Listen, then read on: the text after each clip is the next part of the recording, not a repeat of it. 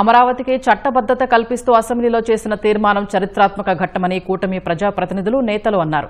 అమరావతి కోసం రాజధాని రైతులు మహిళల త్యాగాలు చరిత్ర ఉన్నంత వరకు గుర్తుంటాయని, వారు చేసిన త్యాగాలు ఫలించాయన్నారు.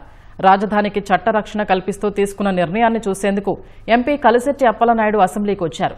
రాజధాని అమరావతిని నాశనం చేసేందుకు కుట్రలు చేసిన జగన్, వైసీపీ నాయకులు రాష్ట్ర ప్రజలకు క్షమాపణలు చెప్పాలని డిమాండ్ చేశారు.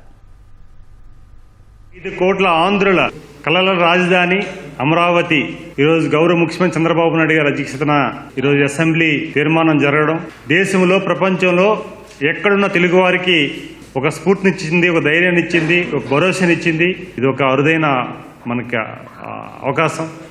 ఈరోజు అమరావతి రైతులు ఎవరైతే ఉన్నారో వాళ్ళందరికీ కూడా ఈరోజు ద మోస్ట్ హ్యాపీయెస్ట్ మూమెంట్. ఒక పుట్టినరోజు, ఒక పెళ్లి రోజు ఏ రకంగా చేసుకుంటామో అదే రకంగా ఈరోజు మనం సంబరాలు చేసుకోవాల్సిన రోజు ఈరోజు. నా దృష్టిలో జగన్మోహన్ రెడ్డికి ఒక పెద్ద స్టాచ్యూ కట్టాల. ఫలానా అమరావతి ద్రోహి అనేటట్టు చరిత్రలో ఉండేటట్టు మరి చెయ్యాలి.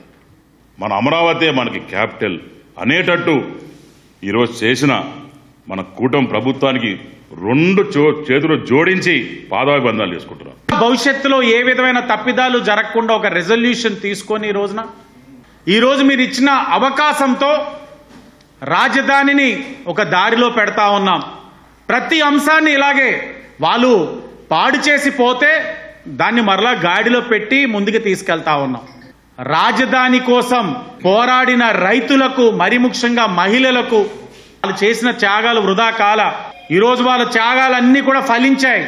రాజధాని ఏది మీది ఆంధ్రప్రదేశ్ అంటే చెప్పలేని పరిస్థితి.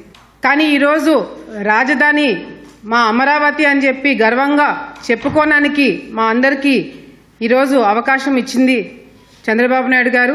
కానీ ఈరోజు తీసుకున్న నిర్ణయము చరిత్రలో నిలిచిపోతుంది.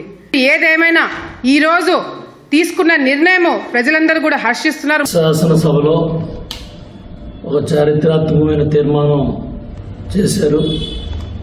మాజీ ముఖ్యమంత్రి జగన్మోహన్ రెడ్డి బెంగళూరుకి వెళ్ళడం అనేది రాష్ట్ర ప్రజలకి సమాధానం చెప్పాలి. అమరావతి పట్ల వాళ్ళకున్న విద్వేషం కానీ, కుట్రలు, కుతంత్రాలు, విష ప్రచారాలు అవన్నీ కాకుండా ఈరోజు సభకు రాకపోవటం అనేది ప్రజలకు సమాధానం చెప్పాల్సిన బాధ్యతతో పాటు మీ కుట్ర కోణం కూడా బయటపడాలి.